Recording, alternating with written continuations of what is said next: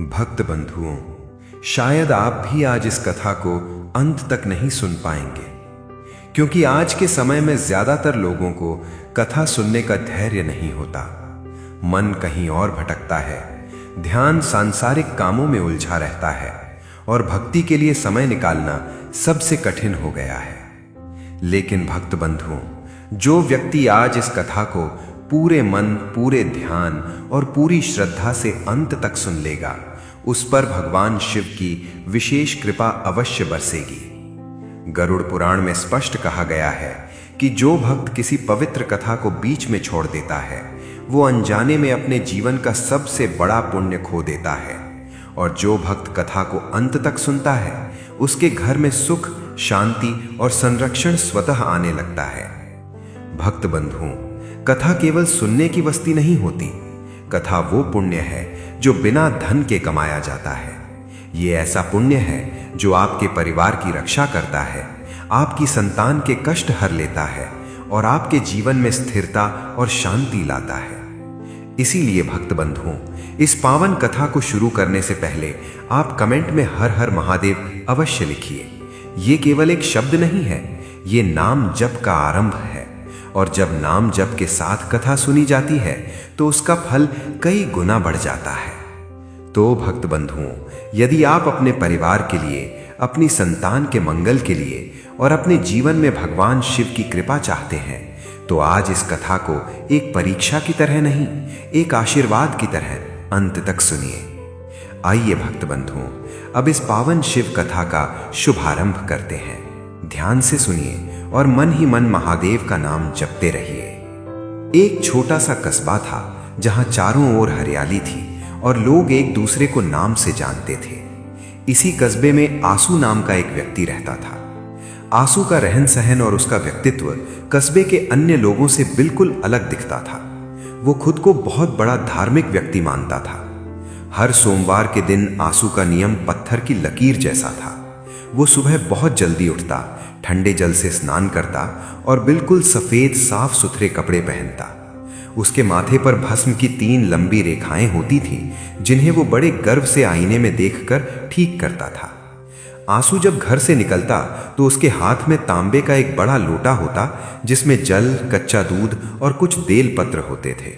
वो रास्ते भर ऊंचे स्वर में मंत्र पढ़ता हुआ शिव मंदिर जाता। कस्बे के लोग उसे देखकर रास्ता छोड़ देते और कई लोग उसे पंडित जी या भक्त जी कहकर प्रणाम भी करते। आंसू को यह सम्मान बहुत पसंद था।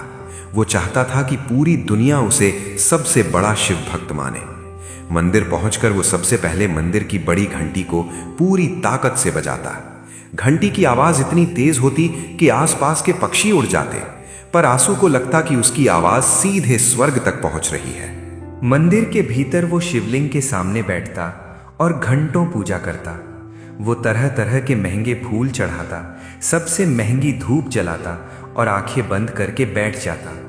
लेकिन उस समय आंसू के मन के भीतर क्या चलता था, ये केवल वही जानता था।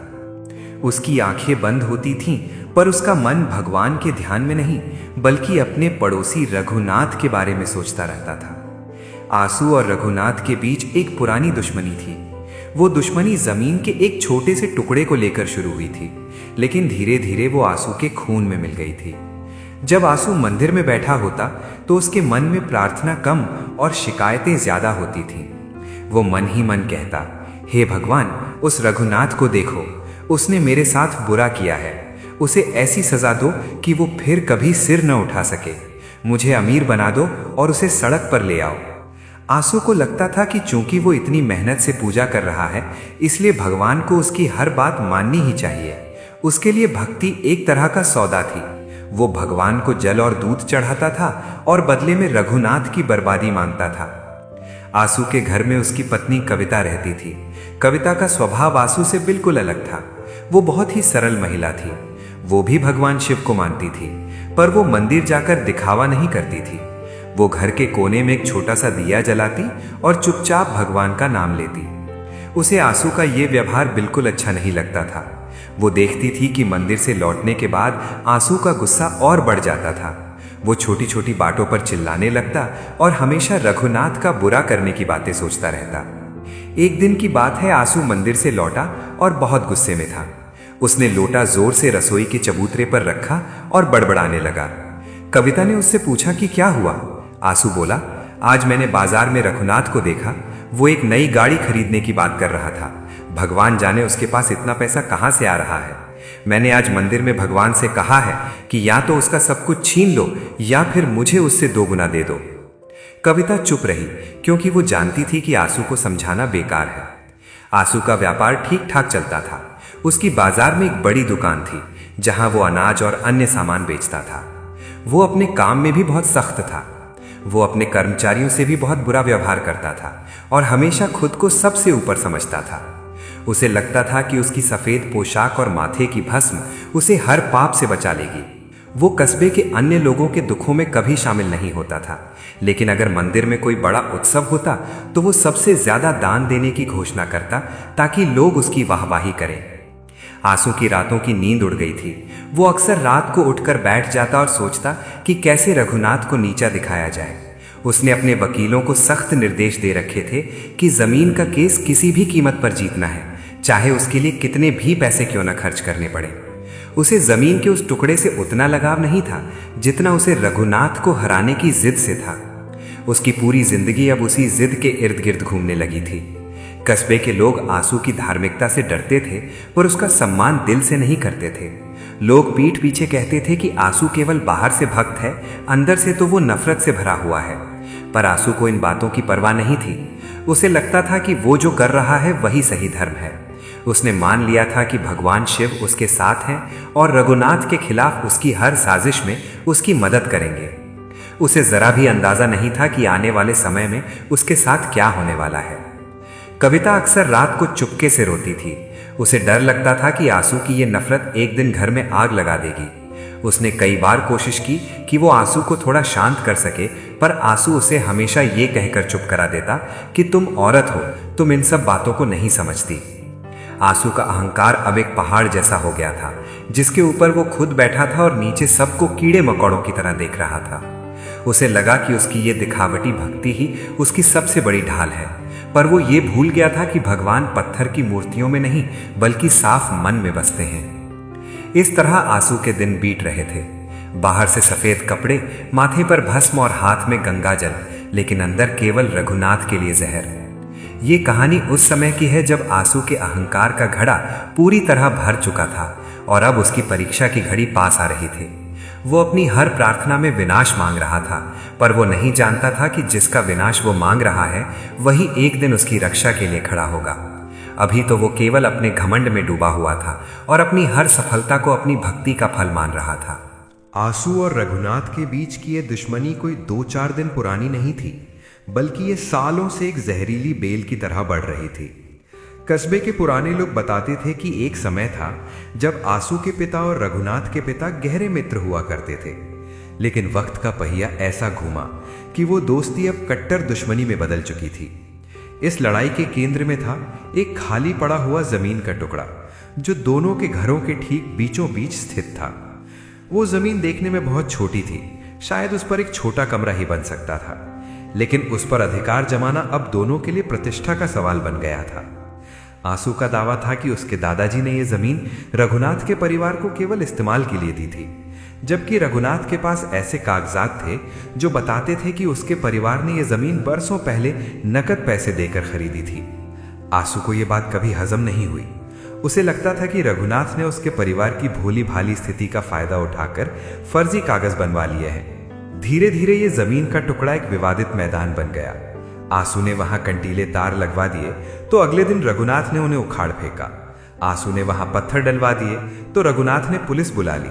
पुलिस और कचहरी के चक्कर काटते काटते आंसू का आधा जीवन बीत गया, लेकिन उसकी जिद कम होने के बजाय बढ़ती ही गई। उसने कस्बे के सबसे महंगे वकील को काम पर रखा और उससे साफ कह दिया, पैसे की चिंता मत करो, बस मुझे उस जमीन पर रघुनाथ की परछाई भी नहीं चाहिए। आंसू की दुकान मंगलम स्टोर्स शहर की सबसे प्रसिद्ध अनाज की दुकान थी। वहां से जो भी कमाई होती उसका एक बड़ा हिस्सा वो मुकदमों और वकीलों की फीस में झोंक देता था। उसे व्यापार बढ़ाने से ज्यादा दिलचस्पी इस बात में थी कि कैसे रघुनाथ को परेशान किया जाए। अगर रघुनाथ अपनी छत पर कोई नया काम शुरू करता तो आंसू तुरंत उसकी शिकायत नगर निगम में कर देता। अगर रघुनाथ के घर कोई मेहमान आता तो आंसू जानबूझकर अपने घर के बाहर गंदगी फैला देता या शोर मचाना शुरू कर देता।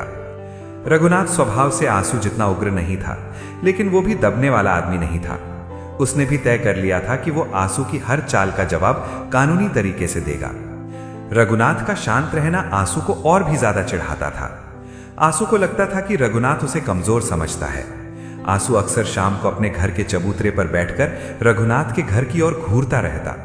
उसकी आंखों में नफरत की ऐसी चमक होती थी कि पास से गुजरने वाले लोग भी डर जाते थे। कविता, आंसू की पत्नी, इस सबसे बहुत दुखी रहती थी।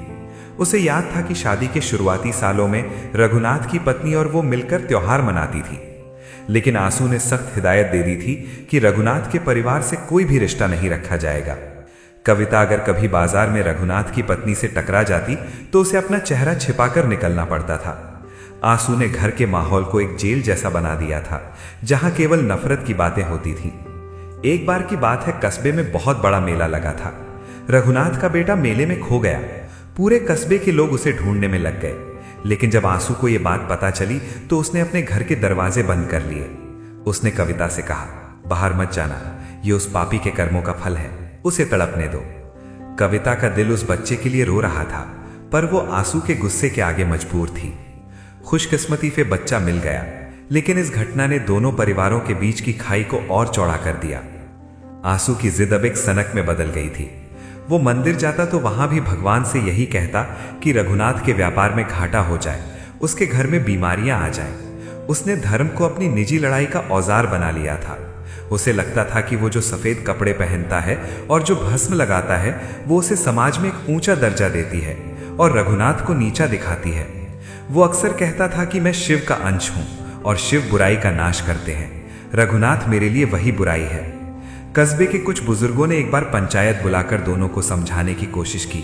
सरपंच ने कहा, आंसू, तुम ये आधी जमीन रख लो और आधी रघुनाथ को दे दो, मामला खत्म करो। लेकिन आंसू पंचायत में खड़ा होकर चिल्लाया, आधी क्यों, वो पूरी जमीन मेरी है। मैं 1 इंच भी उस आदमी को नहीं दूंगा जिसने मेरे परिवार को धोखा दिया। अगर मुझे न्याय नहीं मिला तो मैं अपनी जान दे दूंगा, पर हार नहीं मानूंगा। सरपंच ने हार मान ली, क्योंकि आंसू के सिर पर अहंकार का भूत सवार था। आंसू के इस व्यवहार के कारण उसके पुराने मित्र भी उससे दूर होने लगे थे। लोग जानते थे कि आंसू के मुंह लगना मतलब मुसीबत को दावत देना है। आंसू को इस अकेलेपन की परवाह नहीं थी। उसे लगता था कि वो अकेला ही काफी है। उसका व्यापार अब धीरे धीरे गिरने लगा था, क्योंकि उसका ध्यान ग्राहकों से ज्यादा वकीलों पर था। दुकान में सामान कम होने लगा था और कर्ज बढ़ने लगा था, लेकिन आंसू का अहंकार अभी भी आसमान छू रहा था। रघुनाथ ने कई बार कोशिश की कि वो सीधे आंसू से बात करे, लेकिन आंसू ने कभी उसे अपने घर की चौखट पर पैर नहीं रखने दिया। आंसू को लगता था कि रघुनाथ जो भी करेगा वो एक साजिश होगी। शक ने आंसू की बुद्धि को पूरी तरह जकड़ लिया था। वो रात को सोने से पहले खिड़की से झांक कर देखता था कि रघुनाथ के घर की बत्तियां बुझी हैं या नहीं। अगर रघुनाथ के घर देर रात तक रोशनी रहती तो आंसू को चिंता होने लगती कि वो कोई नया मुकदमा तैयार कर रहा होगा। ये नफरत अब आंसू के शरीर को भी सुखाने लगी थी। उसका चेहरा जो कभी भरा हुआ था अब हड्डियों का ढांचा लगने लगा था। उसकी आंखों के नीचे काले घेरे पड़ गए थे। वो हर समय चिड़चिड़ा रहता था। कविता उसके लिए खाना बनाती तो वो खाने में नुक्स निकालता और थाली फेंक देता। घर के भीतर का सुकून पूरी तरह खत्म हो चुका था।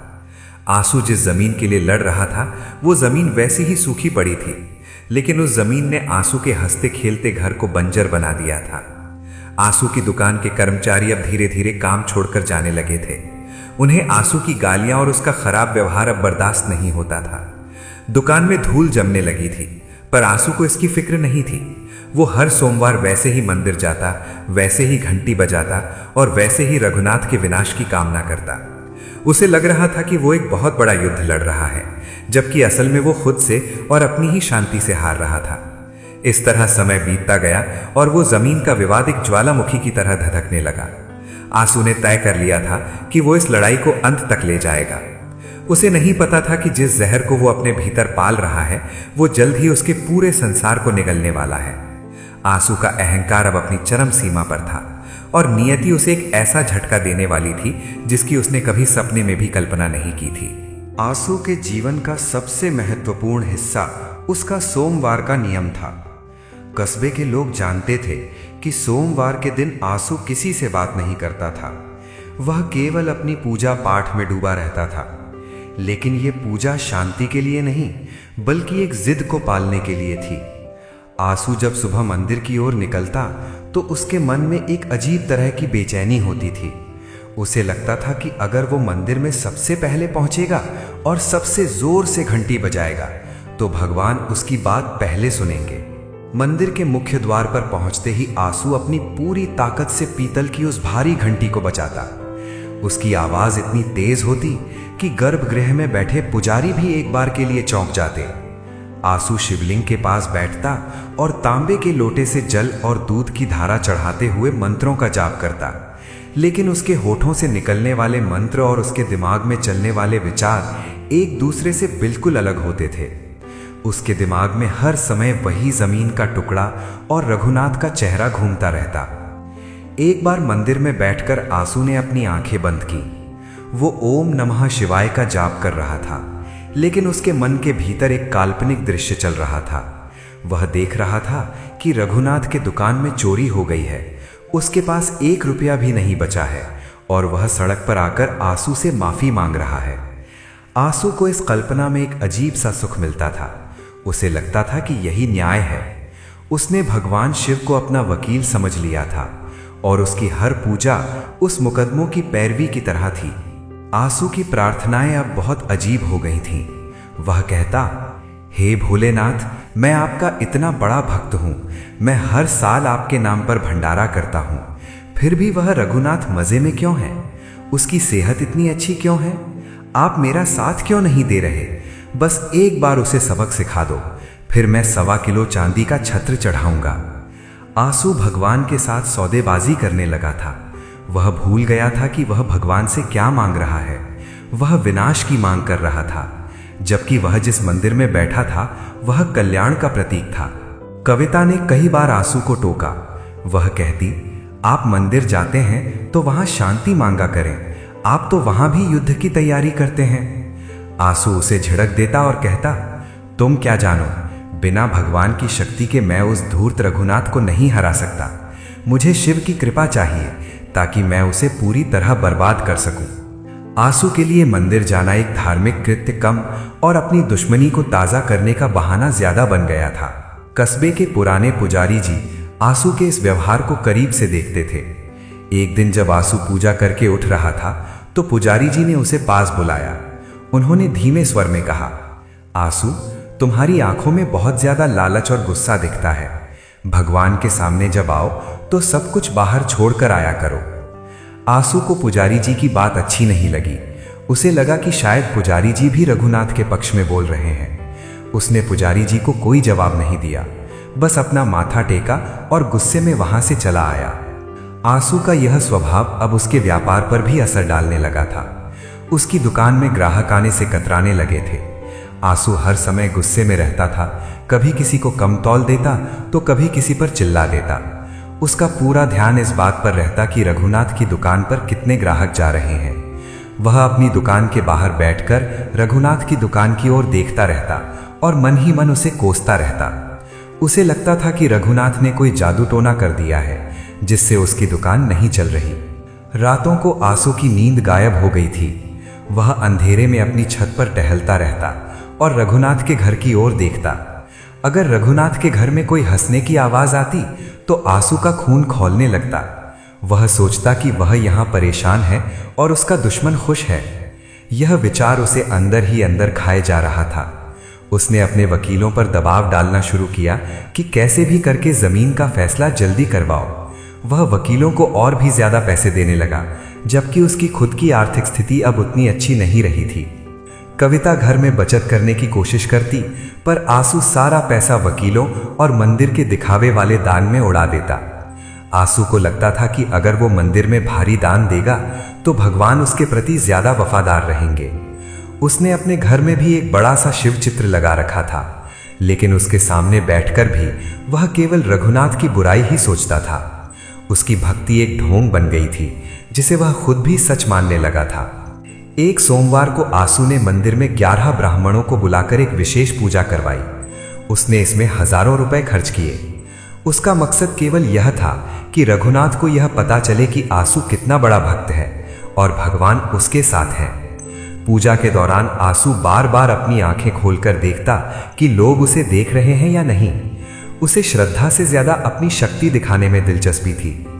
पुजारी जी ने जब उसे संकल्प लेने को कहा तो आंसू ने मन ही मन संकल्प लिया कि वह रघुनाथ को बेघर करके ही दम लेगा। पूजा खत्म होने के बाद जब आंसू मंदिर की सीढ़ियों से उतर रहा था तो उसे रघुनाथ सामने से आता दिखा।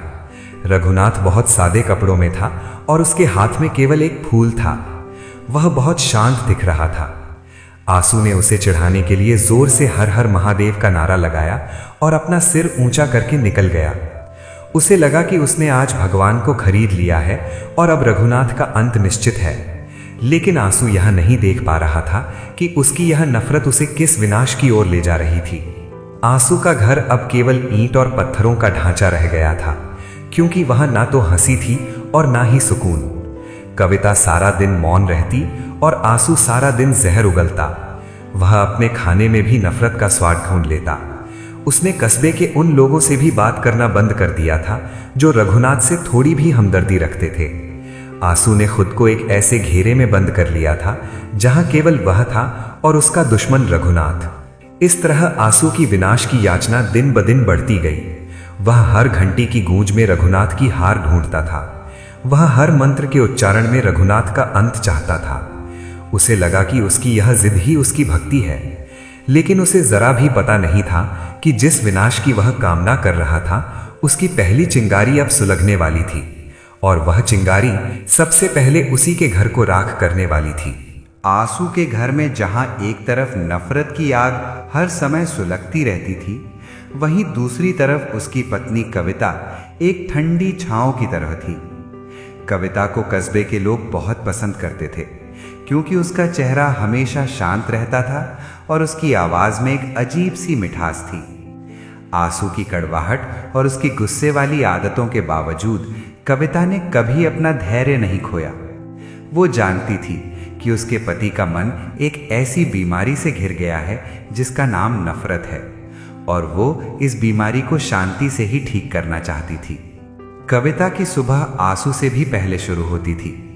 वो उठकर सबसे पहले घर की सफाई करती, तुलसी के पौधे को जल चढ़ाती और फिर अपने घर के छोटे से मंदिर में जाकर बैठ जाती। वो मंदिर आंसू के भव्य और दिखावे वाले मंदिर जैसा नहीं था। वहां केवल एक छोटी सी शिवलिंग की मूर्ति थी और एक पीतल का दिया। कविता जब पूजा करती तो वो कोई शोर नहीं मचाती थी। वो अपनी आंखें बंद करती और बहुत ही धीमे स्वर में भजन गुनगुनाती। उसकी प्रार्थना आंसू की तरह किसी के विनाश के लिए नहीं होती थी। वो केवल इतना कहती, प्रभु सबको सुखी रखना और मेरे घर में शांति बनाए रखना। आंसू अक्सर कविता की इस सादगी का मजाक उड़ाता था। वो कहता, तुम इस तरह चुपचाप बैठकर क्या पालोगी? देखो मुझे, मैं मंदिर में जाकर कैसे डंके की चोट पर अपनी बात कहता हूं। भगवान भी उन्हीं की सुनते हैं जो साहसी होते हैं। तुम्हारी ये डरपोक भक्ति किसी काम की नहीं। कविता उसकी बातों का बुरा नहीं मानती थी। वो बस मुस्कुरा देती और अपने काम में लग जाती। वो जानती थी कि जो समुद्र शांत होता है वो उतना ही गहरा होता है। घर के बाहर भी कविता का व्यवहार बहुत ही दयालु था। अगर कस्बे में कोई गरीब बच्चा भूखा दिखता तो वो चुपके से उसे अपने हिस्से की रोटी दे देती। अगर कोई जानवर घायल होता तो वो उसकी सेवा करती। आंसू को कविता की ये आदतें बहुत अखरती थीं। उसे लगता था कि कविता उसका पैसा उन लोगों पर बर्बाद कर रही है जो उसके किसी काम के नहीं हैं। आंसू कहता, ये सब पुण्य कमाने का नाटक बंद करो। हमें अपनी शक्ति बढ़ानी है ताकि हम रघुनाथ को हरा सकें। लेकिन कविता का मानना था कि असली शक्ति सेवा में ही छिपी है। एक बार की बात है, रघुनाथ की पत्नी बहुत बीमार पड़ गई। कस्बे में यह खबर फैल गई कि उसे शहर के अस्पताल ले जाना पड़ेगा और उनके पास पैसों की कमी है। आंसू को जब ये पता चला तो वो बहुत खुश हुआ। वो घर आकर कविता से कहा, देखा, मेरा भगवान सुन रहा है। अब उस रघुनाथ के घर में दुखों का पहाड़ टूटेगा। उसे पता चलेगा कि मेरे खिलाफ जाने का क्या अंजाम होता है। आंसू उस रात चैन की नींद सोया, पर कविता सो नहीं सकी। उसका मन उस पड़ोसिन के लिए दुखी था जिसके साथ उसने कभी हंसते हुए दिन बिताए थे। अगली सुबह आंसू के मंदिर जाने के बाद कविता ने अपनी शादी के समय के कुछ गहने निकाले और उन्हें लेकर मंदिर के पुजारी जी के पास पहुंची। उसने पुजारी जी से विनती की, पुजारी जी, ये गहने ले लीजिए और इन्हें बेचकर जो पैसे मिले वे चुपचाप रघुनाथ के घर पहुंचा दीजिए, पर ध्यान रहे मेरा नाम किसी को पता न चले, वरना मेरे घर में क्लेश हो जाएगा। पुजारी जी ने कविता की आंखों में सच्चाई देखी और उन्होंने वैसा ही किया। कविता के मन को एक सुकून मिला जो उसे हजारों रुपए दान करने वाले आंसू के चेहरों पर कभी नहीं दिखा था। आंसू को इस बात की भनक तक नहीं लगी। वो अपनी दुकान पर बैठकर बस यही इंतजार करता रहा कि कब रघुनाथ की तबाही की कोई और बुरी खबर आए। वो अपने ग्राहकों से भी रघुनाथ की बुराई करता रहता, लेकिन कविता घर के भीतर अपनी करुणा का दिया जलाए बैठी थी। वो रोज उस बीमार महिला की सेहत के लिए प्रार्थना करती। धीरे धीरे रघुनाथ की पत्नी ठीक होने लगी। आंसू को लगा कि उसकी प्रार्थना में कोई कमी रह गई है, इसलिए उसने और ज्यादा कठोर व्रत रखने शुरू कर दिए। वो अब और भी ज्यादा चिड़चिड़ा रहने लगा था। कविता ने कई बार कोशिश की कि वो आंसू को थोड़ा समझा सके। एक शाम जब आंसू बहुत गुस्से में था, कविता ने उससे कहा, स्वामी, हम इस नफरत के चक्कर में अपनी खुशियां खो रहे हैं। हमारे पास खाने को है, रहने को छत है, फिर हमें और क्या चाहिए? आप उस जमीन के पीछे अपनी सेहत और शांति क्यों गंवा रहे हैं? भगवान कभी किसी का बुरा नहीं चाहते, फिर आप उनसे बुरा क्यों मांगते हैं? आंसू ने हाथ उठाकर उसे चुप कर दिया और कहा, तुम्हें जमीन की कीमत नहीं पता, वो मेरा सम्मान है, और अगर तुम रघुनाथ के पक्ष में एक शब्द भी बोलोगी तो मुझसे बुरा कोई नहीं होगा। कविता फिर से मौन हो गई। उसने समझ लिया था कि शब्द अब आंसू पर असर नहीं करेंगे। उसने अब केवल अपनी प्रार्थनाओं का सहारा लिया। वो घर के काम करते हुए भी मन ही मन मंत्र जपती रहती। उसने घर के वातावरण को पवित्र बनाए रखने की पूरी कोशिश की।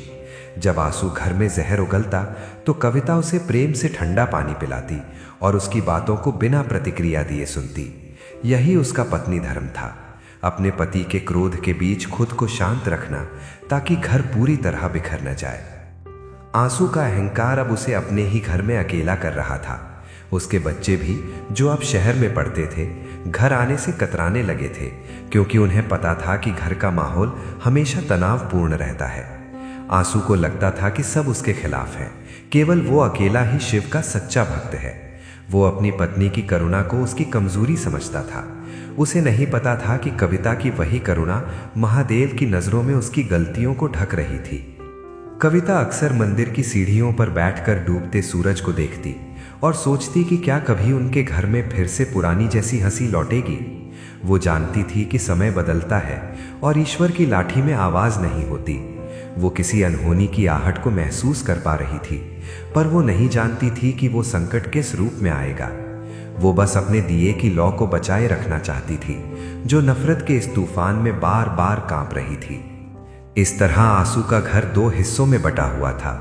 एक हिस्सा वो जहां आंसू अपनी जिद और अहंकार के साथ जल रहा था, और दूसरा हिस्सा वो जहां कविता अपनी करुणा और शांति के साथ जी रही थी। आंसू की विनाश की याचना और कविता की कल्याण की प्रार्थना के बीच एक ऐसा टकराव होने वाला था जहां अंततः जीत तो सत्य की ही होनी थी, पर उस सत्य तक पहुंचने का रास्ता बहुत ही दर्दनाक होने वाला था। आंसू का घमंड अब फटने को तैयार था और नियति ने अपनी बिसात बिछा दी थी। आंसू के मन में अब यह बात घर कर गई थी कि वो साधारण मनुष्य नहीं, बल्कि महादेव का कोई विशेष कृपा पात्र है। उसे लगने लगा था कि उसकी हर बात सही है और जो उसकी बात नहीं मानता वो अधर्मी है।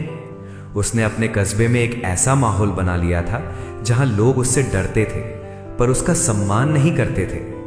उसने अपने घर के मुख्य द्वार पर बड़े बड़े अक्षरों में लिखवा दिया था, परम शिव भक्त आंसू निवास। ये उसका अहंकार का सिंहासन था जिसे उसने नफरत की ईंटों से खड़ा किया था। एक दिन की बात है, कस्बे के कुछ बुजुर्ग और सरपंच मिलकर आंसू के पास आए। वे रघुनाथ के साथ चल रहे उस पुराने जमीन के विवाद को सुलझाने का एक आखिरी प्रस्ताव लेकर आए थे। सरपंच ने बड़ी विनम्रता से कहा, आंसू बेटा, तुम और रघुनाथ दोनों इसी कस्बे के हो। ये मुकदमों की लड़ाई अब बहुत लंबी हो गई है। रघुनाथ ने कहा है कि वो जमीन का आधा हिस्सा छोड़ने को तैयार है, बस तुम भी अपनी जिद छोड़ दो। आधा तुम रख लो, आधा वो रख ले। चलो आज हाथ मिलाओ और इस दुश्मनी को हमेशा के लिए दफन कर दो। कविता ने जब ये सुना तो उसके चेहरे पर एक चमक आ गई। उसे लगा कि आज शायद बरसों पुराना क्लेश खत्म हो जाएगा। वो अंदर से चाय पानी लेकर आई और उम्मीद भरी नजरों से आंसू की ओर देखने लगी। लेकिन आंसू के भीतर का अहंकार उस समय जाग उठा। उसने अपनी कुर्सी को पीछे धकेला और जोर से हंसा। आंसू ने कहा, समझौता, और वो भी रघुनाथ के साथ? सरपंच जी, आप शायद भूल रहे हैं कि आंसू कभी किसी के आगे नहीं झुकता। वो जमीन मेरी है और पूरी की पूरी मेरी है। रघुनाथ ने आधा हिस्सा देने की बात इसलिए की है क्योंकि वो डर गया है। उसे पता चल गया है कि मेरे भगवान उसके खिलाफ हैं। मुझे भीख नहीं चाहिए, मुझे मेरा पूरा हक चाहिए। और हक छोड़िए, मुझे तो रघुनाथ की हार देखनी है। आप लोग वापस जा सकते हैं। आंसू किसी समझौते पर दस्तखत नहीं करेगा। सरपंच ने उसे समझाने की कोशिश की। आंसू, जिद का फल मीठा नहीं होता। आज तुम शक्ति में हो, पर कल का किसने देखा है। शांति का हाथ पकड़ लो। लेकिन आंसू ने उनकी बात अनसुनी कर दी और उन्हें घर से जाने का इशारा कर दिया। कविता के हाथ से पानी का गिलास छूट गया। उसने देख लिया था कि आंसू ने अपनी बर्बादी का दरवाजा खुद ही खोल दिया है। जब विवेक साथ छोड़ देता है तो विनाश को आने में देर नहीं लगती। उस दिन के बाद आंसू और भी ज्यादा आक्रामक हो गया। उसे लगा कि उसने सरपंच को मना करके बहुत बड़ा बहादुरी का काम किया है। उसने बाजार में यह खबर फैला दी कि रघुनाथ उससे डरकर समझौता करने आया था। वो अब अपनी दुकान पर ग्राहकों से कम और वकीलों से ज्यादा बातें करता था। उसने अपने व्यापार का पैसा मुकदमों में पानी की तरह बहाना शुरू कर दिया। उसकी दुकान मंगलम स्टोर्स, जो कभी अनाज के बोरों से भरी रहती थी, अब खाली होने लगी थी। आंसू को इसकी परवाह नहीं थी। उसे लगता था कि एक बार जमीन का केस जीत गया तो सब कुछ ठीक हो जाएगा। आंसू के अहंकार ने उसे अपनों से भी दूर कर दिया था। उसके रिश्तेदार अब उसके घर आने से बचते थे, क्योंकि आंसू हर बातचीत का अंत झगड़े या अपनी बड़ाई के साथ करता था। वो मंदिर में भी अब दूसरों को नीचा दिखाने के लिए ज्यादा शोर करने लगा था। उसने मंदिर के ट्रस्ट को भारी चंदा देने की घोषणा की, जबकि उसके घर के आर्थिक हालात बिगड़ रहे थे। उसे बस अपनी वो छवि बचाए रखनी थी कि वो बहुत शक्तिशाली और धनवान है। रात के समय आंसू अक्सर अंधेरे में अकेला बैठा रहता और अपनी जीत के सपने देखता। उसे लगता कि वो एक बहुत ऊंचे सिंहासन पर बैठा है और पूरा कस्बा, विशेषकर रघुनाथ, उसके पैरों में पड़ा है। उसका विवेक पूरी तरह मर चुका था। वो भूल गया था कि व्यापार मेहनत से चलता है और जीवन शांति से। उसने दोनों को ही दांव पर लगा दिया था। कविता जब उसे रात को जागते देखती तो वो पास जाकर पूछती, स्वामी, क्या आप खुश हैं? आंसू चिल्ला कर कहता, जब रघुनाथ बर्बाद होगा तब मैं खुश होऊंगा। अभी तुम जाओ यहां से। आंसू ने उस जमीन के टुकड़े को अपनी पूरी दुनिया मान लिया था। उसने ये नहीं सोचा कि वो जमीन का टुकड़ा वहीं रहेगा, पर उसका जीवन हाथ से निकलता जा रहा था। कस्बे के लोग अब उसे पागल सेठ कहने लगे थे। उसकी दुकान में अब केवल धूल और मकड़ी के जाले रह गए थे। सामान खत्म हो चुका था और नया सामान लाने के लिए उसके पास पैसे नहीं थे। साहूकारों ने उसे पैसे उधार देना बंद कर दिया था, क्योंकि सबको पता था कि आंसू अब डूब रहा है। लेकिन आंसू अभी भी अपनी उस काल्पनिक दुनिया में जी रहा था जहां वो परम शिव भक्त था और अजेय था। उसने अपनी हार को स्वीकार करने के बजाय उसे और भी ज्यादा कठोरता से छिपाना शुरू कर दिया। वो अभी भी सोमवार को सफेद कपड़े पहनता और माथे पर भस्म लगाता, पर अब उन आंखों में चमक नहीं बल्कि एक पागलपन सा दिखता था। उसने शांति और विवेक के हर अवसर को ठुकरा दिया था। एक शाम बाजार में रघुनाथ का सामना आंसू से हुआ। रघुनाथ ने बड़े शांत स्वर में कहा, आंसू, अभी भी समय है। क्यों अपने हंसते खेलते घर को बर्बाद कर रहे हो? वो मिट्टी का टुकड़ा हमारे साथ नहीं जाएगा। आंसू ने वहीं बाजार में हंगामा शुरू कर दिया। उसने रघुनाथ को बुरा भला कहा और अपनी शक्ति का दिखावा करने लगा। रघुनाथ वहां से चुपचाप चला गया, पर आंसू वहां खड़ा होकर अपनी जीत की घोषणा करता रहा। उसे नहीं पता था कि ये उसके अहंकार की आखिरी दहाड़ थी। आंसू का वो अहंकार का सिंहासन अब हिलने लगा था। उसने जिन वकीलों पर भरोसा किया था वे अब उससे और पैसों की मांग कर रहे थे। दुकान पर अब कोई ग्राहक नहीं आता था। घर में खाने पीने की भी किल्लत होने लगी थी। कविता अपनी छोटी मोटी बचत से घर चला रही थी, पर आंसू को इसकी कोई खबर नहीं थी। वो बस अपनी जिद के नशे में चूर था। कथा का ये मोड़ हमें उस अंधेरे की ओर ले जाता है जहां आंसू खड़ा था। उसने अपनी हर ढाल खुद ही तोड़ दी थी। उसने विवेक को ठुकरा दिया था, अपनों को दूर कर दिया था और ईश्वर को एक साझेदार बनाने की कोशिश की थी। अब नियति अपना खेल शुरू करने वाली थी। वो आग जिसका जिक्र पुरानी कहानियों में विनाश के प्रतीक के रूप में होता है, वो अब आंसू की चौखट तक पहुंचने वाली थी। आंसू का अहंकार अब अपनी अग्नि परीक्षा के लिए तैयार था। आंसू का अहंकार अपने चरम पर था और उसे लग रहा था कि वो जो चाहे कर सकता है, लेकिन समय का पहिया कब घूम जाए ये कोई नहीं जानता।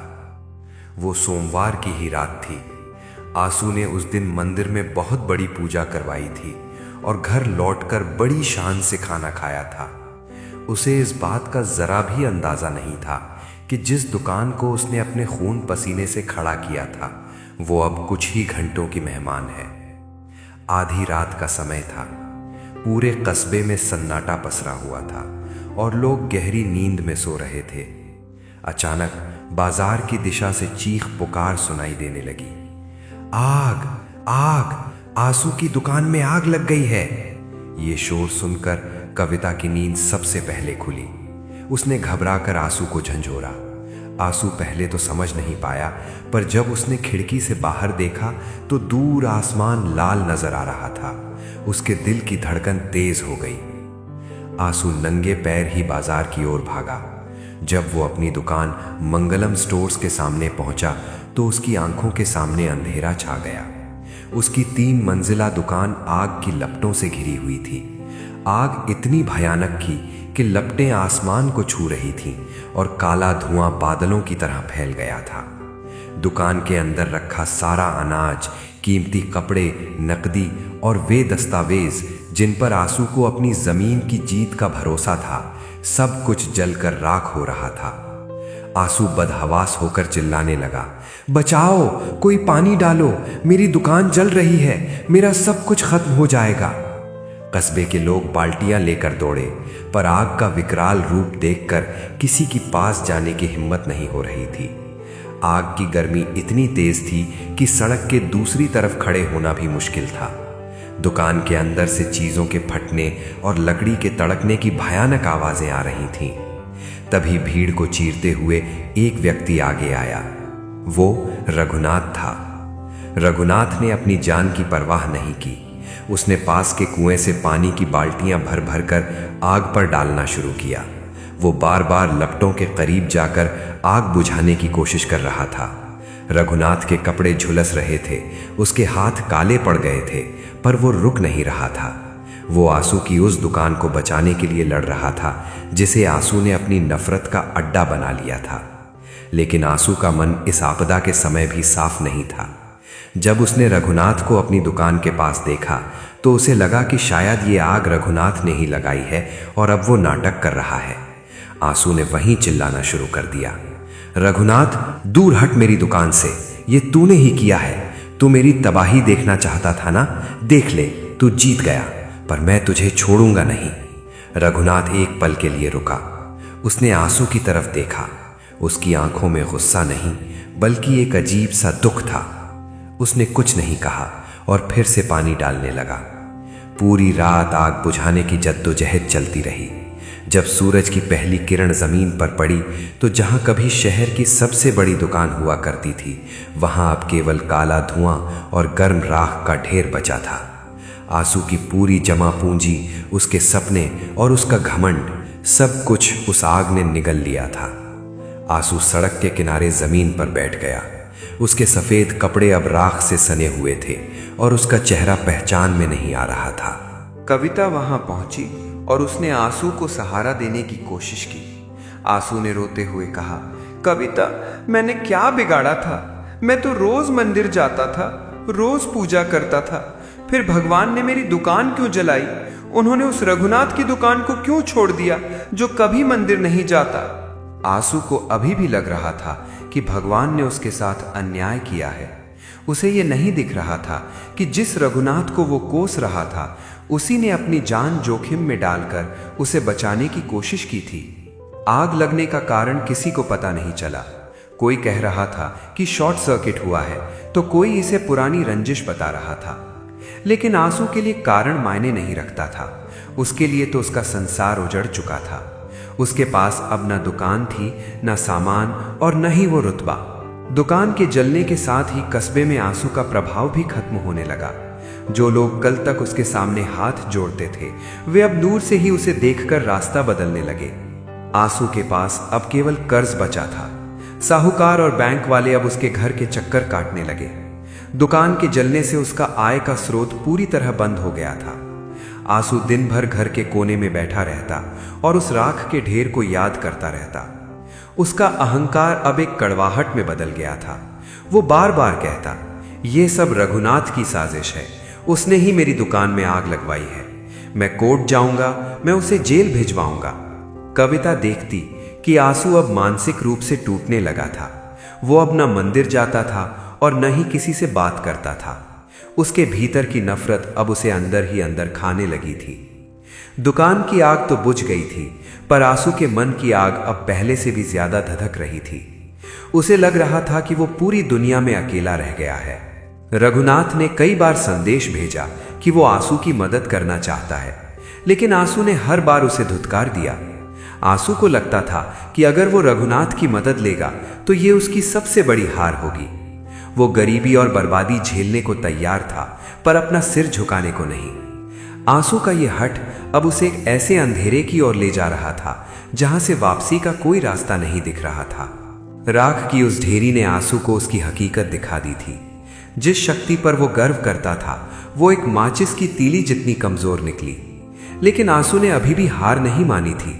उसे लगा कि वो अपनी नफरत के दम पर फिर से खड़ा हो जाएगा। उसे अंदाजा नहीं था कि नियति का ये तो बस पहला प्रहार था। असली परीक्षा तो अभी शुरू होनी थी, जहां उसे न केवल अपनी संपत्ति बल्कि अपनी सेहत और अपने करीबियों का साथ भी खोना था। दुकान के जलने के बाद के कुछ दिन आंसू के लिए किसी भयानक सपने जैसे थे। जब आग की लपटें ठंडी हुई तो उनके पीछे जो बचा था वो था केवल काला धुआं और कड़वाहट। आंसू अब घंटों बाजार में अपनी उसी जली हुई दुकान की चौखट पर बैठा रहता। लोग आते जाते उसे देखते, कुछ तरस खाते और कुछ फुसफुसाते हुए निकल जाते। आंसू को किसी की सहानुभूति अच्छी नहीं लगती थी। उसे लगता था कि हर कोई उसकी हार का मजा ले रहा है। आंसू के घर की स्थिति अब बहुत खराब हो चुकी थी। जो पैसा उसने वकीलों और मुकदमों में खर्च किया था अब उसकी कमी खलने लगी थी। दुकान से होने वाली दैनिक आय बंद हो गई थी, लेकिन घर के खर्चे और बैंक की किश्तें वैसे ही खड़ी थीं। कविता जो भी थोड़ी बहुत बचत करती थी वो अब घर के राशन और छोटे मोटे खर्चों में खत्म होने लगी थी। आंसू के पास अब न तो बैठने के लिए दुकान थी और न ही समाज में वो पुरानी इज्जत। एक सुबह आंसू घर के बरामदे में बैठा था कि तभी साहूकार का एक आदमी दरवाजे पर आया। उसने बड़े रूखे स्वर में कहा, सेठ जी, दुकान तो जल गई पर कर्ज तो नहीं जला।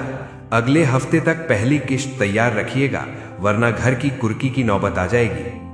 आंसू जो कभी दूसरों पर हुक्म चलाता था आज चुपचाप नीचा सर किए सुनता रहा। उस आदमी के जाने के बाद आंसू का क्रोध फट पड़ा। उसने घर का सामान उठा उठाकर फेंकना शुरू कर दिया। वो चिल्लाया, सब कुछ खत्म हो गया। कविता, देखो मेरा हाल। जिस शिव को मैं पूजता था उसने मुझे बीच राह में छोड़ दिया। और वो रघुनाथ आज वो बाजार में हंस रहा होगा। उसकी दुकान तो सही सलामत है, उसकी किस्मत चमक रही है और मेरा घर अंधेरे में है। आंसू का क्रोध अब भगवान और रघुनाथ दोनों के लिए बराबर हो गया था। उसने सोमवार का व्रत रखना छोड़ दिया, मंदिर जाना बंद कर दिया और अपने माथे से वो भस्म भी पोंछ दी जिसे वो अपनी शान समझता था। कविता ने उसे शांत करने की कोशिश की। स्वामी, हताश मत होइए, दुकान फिर बन जाएगी। हम मेहनत करेंगे। आप रघुनाथ के बारे में सोचना छोड़ दीजिए। वो अपनी जगह है, हम अपनी जगह। लेकिन आंसू का मन तो जैसे रघुनाथ के नाम से ही जलता था। उसने कविता को झिड़क दिया, तुम क्या जानो, वो रघुनाथ ही मेरी बर्बादी की जड़ है। उसने ही ये सब कराया है। मैं अब और शांत नहीं रहूंगा। आंसू की हताशा उसे धीरे धीरे पागलपन की ओर ले जा रही थी। बाजार में भी आंसू का व्यवहार अब विचित्र होने लगा था। वो कभी कभी अपनी जली हुई दुकान के सामने खड़ा होकर जोर जोर से चिल्लाने लगता। वो हवा में हाथ मारता मानो किसी से लड़ रहा हो। कस्बे के लोग अब उससे कतराने लगे थे। बच्चों को उसके पास जाने से मना किया जाता था। आंसू को लगने लगा था कि पूरी दुनिया उसके खिलाफ साजिश कर रही है। उसे रात में नींद नहीं आती थी। वो अंधेरे कमरे में बैठकर दीवार को घूरता रहता और मन ही मन रघुनाथ से बदला लेने की योजनाएं बनाता। आर्थिक तंगी ने आंसू के घर में कलह बढ़ा दी थी। अब घर में अक्सर अंधेरा रहता क्योंकि बिजली का बिल भरने के पैसे नहीं थे। कविता दूसरों के घरों में सिलाई कढ़ाई का काम ढूंढने लगी ताकि घर में 2 वक्त की रोटी आ सके। आंसू को जब ये पता चला तो उसका पुरुषार्थ और उसका अहंकार फिर से जाग उठा। उसने कविता से वो काम छुड़वा दिया। उसने कहा, आंसू की पत्नी दूसरों के आगे हाथ नहीं फैलाएगी, चाहे हम भूखे मर जाएं, पर मैं अपनी आन नहीं छोड़ूंगा। रघुनाथ को जब आंसू के घर की हालत का पता चला तो उसने अपने छोटे भाई के हाथ राशन और कुछ पैसे भिजवाए। रघुनाथ ने कहलाया था कि ये कर्ज नहीं बल्कि एक भाई की मदद है, लेकिन आंसू ने वो राशन और पैसे गली में फेंक दिए। उसने रघुनाथ के भाई से कहा, जाकर अपने भाई से कह दे कि आंसू अभी मरा नहीं है, मुझे उसकी भीख की जरूरत नहीं है। जब मेरा वक्त आएगा तो मैं उसे उसकी औकात दिखा दूंगा। रघुनाथ का भाई चुपचाप लौट गया, पर मोहल्ले के लोग आंसू की इस मूर्खता पर हंसने लगे। आंसू का क्रोध अब उसके स्वास्थ्य पर असर डालने लगा था। उसका चेहरा काला पड़ गया था और आंखें अंदर धंस गई थी। वो बात बात पर कांपने लगता था। उसे हर समय ये डर सताता रहता था कि रघुनाथ अब उस विवादित जमीन पर कब्जा कर लेगा। वो कमजोर होने के बावजूद लाठी लेकर उस जमीन के पास पहरा देने जाता। उसे लगता था कि वही एक टुकड़ा अब उसके जीवन का आखिरी मकसद बचा है। कविता देखती थी कि कैसे एक हंसता खेलता इंसान अपनी ही नफरत की आग में जलकर राख हो रहा था।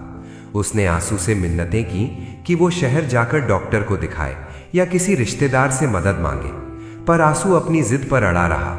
उसने खुद को एक कमरे में बंद कर लिया। वो न ठीक से खाता था और न ही नहाता था।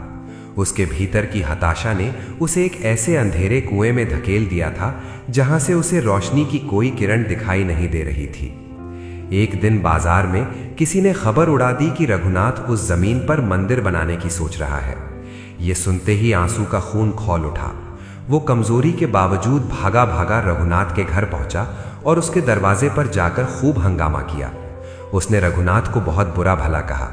रघुनाथ बाहर आया और बस इतना कहा, आंसू तुम बीमार हो, घर जाओ और आराम करो। रघुनाथ की ये शांति आंसू को किसी थप्पड़ जैसी लगी। वो और भी ज्यादा भड़क गया, लेकिन उसका शरीर अब उसका साथ नहीं दे रहा था। वो वहीं जमीन पर गिर पड़ा।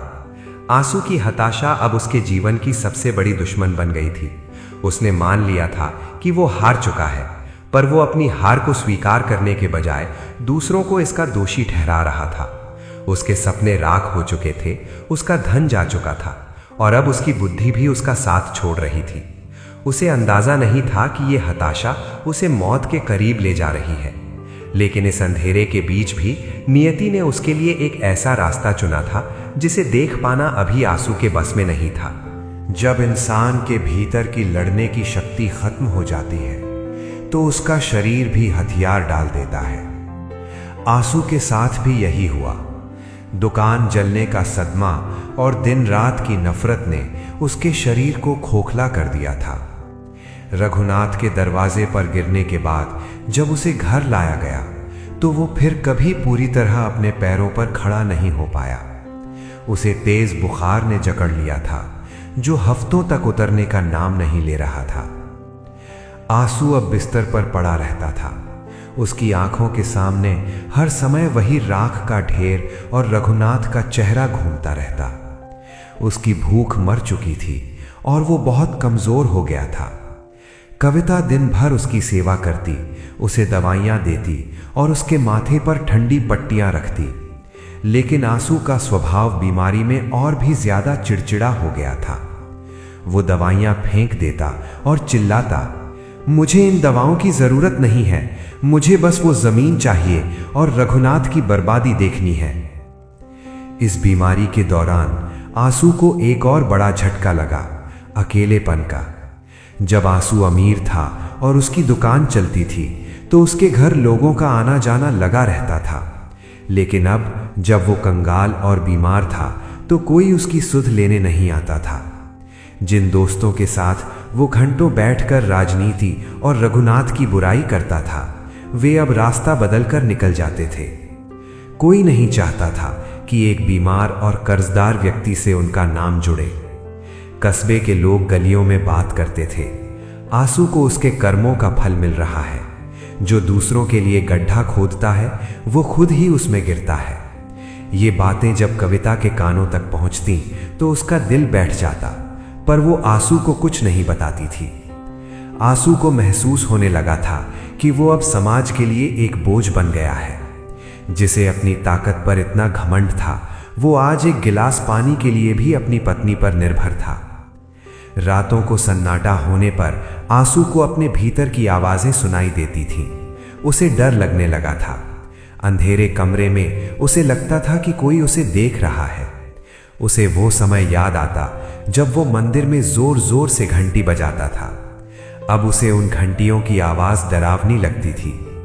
उसने अपने घर में लगे शिव के चित्र की ओर देखना भी बंद कर दिया था। उसे लगता था कि भगवान ने उसे धोखा दिया है।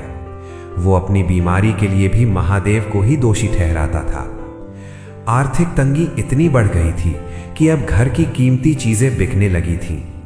कविता ने अपने पीतल के बर्तन और पुरानी साड़ियां तक बेच दी ताकि आंसू के लिए दूध और दवा का इंतजाम हो सके।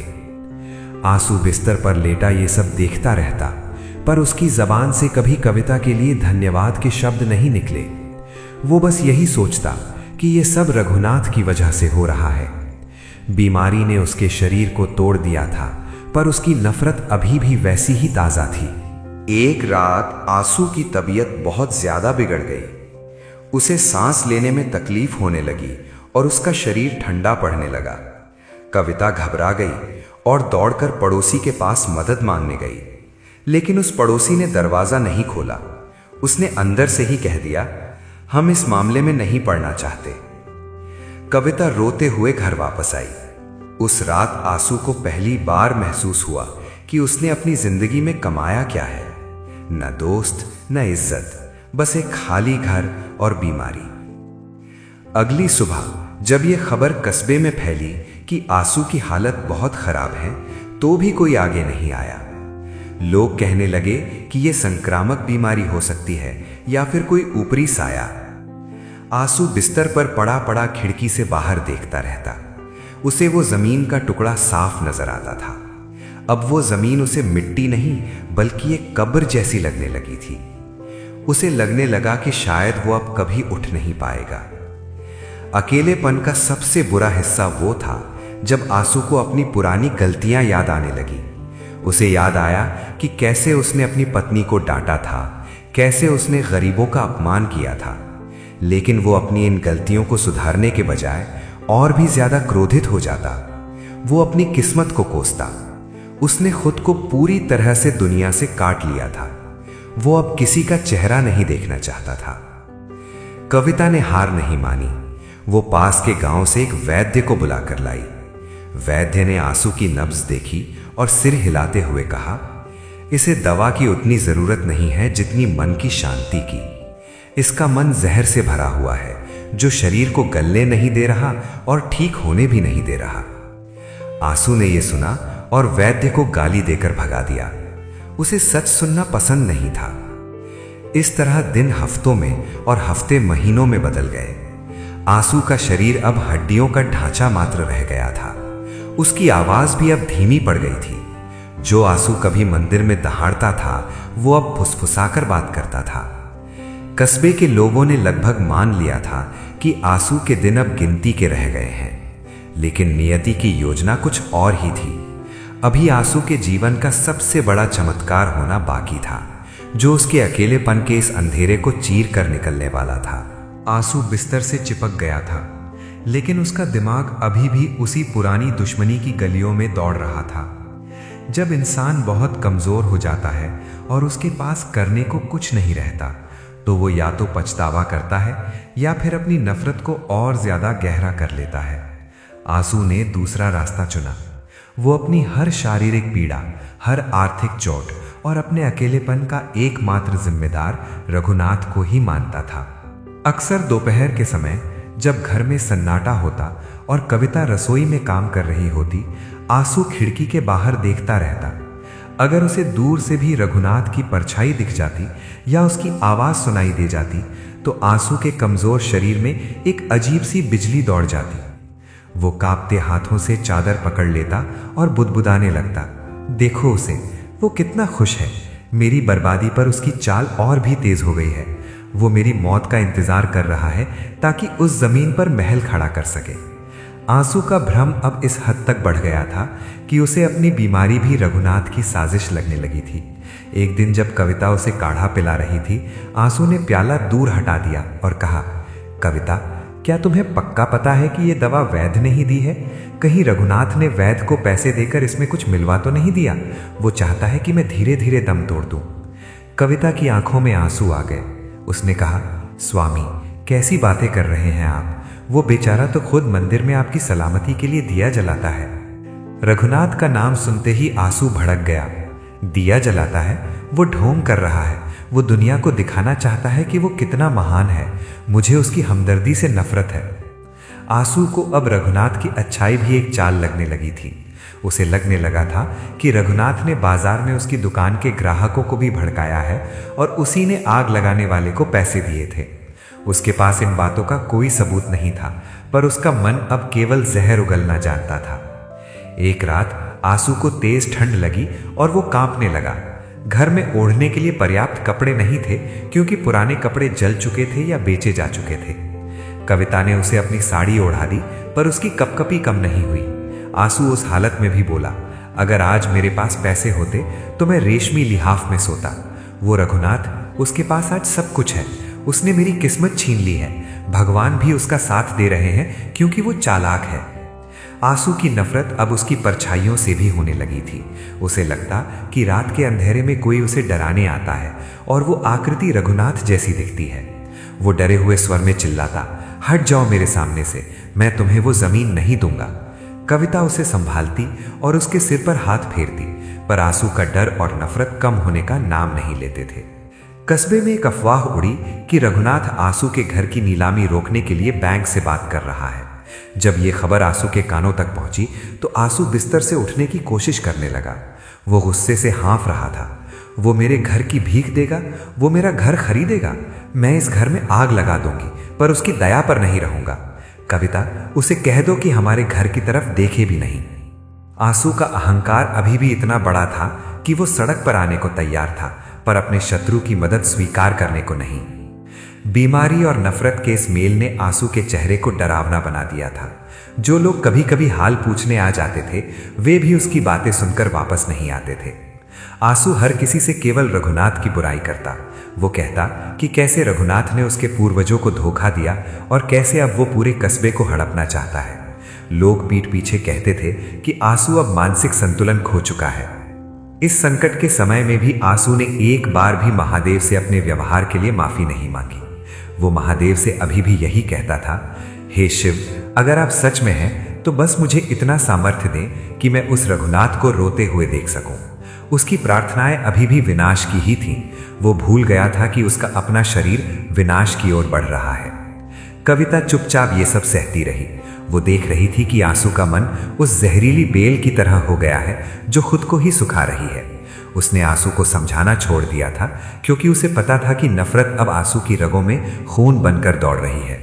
आंसू को अब केवल एक ही चीज दिखती थी, दुश्मनी। उसे ना अपनी पत्नी का त्याग दिख रहा था, ना अपनी बिगड़ती हालत और ना ही सच्चाई। आंसू की दुकान जल चुकी थी। उसका शरीर जर्जर हो चुका था और अब उसके घर में दरिद्रता ने अपना डेरा जमा लिया था। ये समय कविता के लिए किसी अग्नि परीक्षा से कम नहीं था। एक तरफ उसका बीमार पति था जो पल पल नफरत और बीमारी की आग में जल रहा था, और दूसरी तरफ घर का वो खाली कोना था जहां अब राशन के डिब्बे भी खाली होने लगे थे। कविता के लिए सबसे बड़ी चुनौती ये थी कि वो अपने विश्वास को कैसे बचाए रखे जब चारों ओर केवल अंधकार ही अंधकार दिख रहा था। घर में अब एक वक्त की रोटी का संकट खड़ा हो गया था। आंसू को दवाइयों की जरूरत थी, लेकिन जेब में 1 रुपया भी नहीं बचा था। कविता ने अपनी शादी के जोड़े से लेकर पुराने कांसे के बर्तन तक बेच दिए थे। एक दिन ऐसा आया जब घर में आंसू को खिलाने के लिए दलिया बनाने भर का अनाज भी नहीं बचा। कविता ने अपनी भूख को मार लिया, लेकिन वो नहीं चाहती थी कि उसका बीमार पति भूखा रहे। उसने चुपचाप पड़ोसियों से मदद मांगने की कोशिश की, लेकिन आंसू के व्यवहार की वजह से लोगों ने अपने दरवाजे बंद कर लिए थे। कविता की ये परीक्षा केवल आर्थिक नहीं थी, बल्कि मानसिक भी थी। आंसू बिस्तर पर पड़ा पड़ा हर समय उसे ताने देता था। वो कहता, क्या कर रही हो सारा दिन? अगर तुमने मेरा साथ दिया होता और उस रघुनाथ के खिलाफ खड़ी होती तो आज ये दिन नहीं देखना पड़ता। कविता बिना कुछ बोले उसके कड़वे बोल सुनती और उसके घावों पर पट्टी करती। वो मन ही मन सोचती कि क्या कभी उसके स्वामी की बुद्धि फिर से शुद्ध होगी। उसका विश्वास डगमगाने लगा था, पर वो फिर से अपने छोटे से मंदिर के सामने बैठ जाती और कहती, हे महादेव, मुझे टूटने मत देना। एक दोपहर कविता बाजार गई थी ताकि अपनी आखिरी सोने की चूड़ी बेच सके। बाजार में उसे रघुनाथ की पत्नी मिली। रघुनाथ की पत्नी ने कविता के हाथ पकड़े और उसकी आंखों में आंसू आ गए। उसने कहा, बहन, हमें सब पता है, क्यों इतना कष्ट झेल रही हो? रघुनाथ जी ने कहा है कि तुम जब चाहो हमसे मदद ले सकती हो। कविता का स्वाभिमान और आंसू की दी हुई कस्में उसके सामने आ गईं। उसने हाथ जोड़ लिए और बिना कुछ बोले वहां से भाग खड़ी हुई। उसे लगा कि अगर उसने मदद ली तो वो आंसू के साथ विश्वासघात होगा। अभाव का असर अब घर की हर चीज पर दिखने लगा था। बारिश का मौसम आया तो छत से पानी टपकने लगा।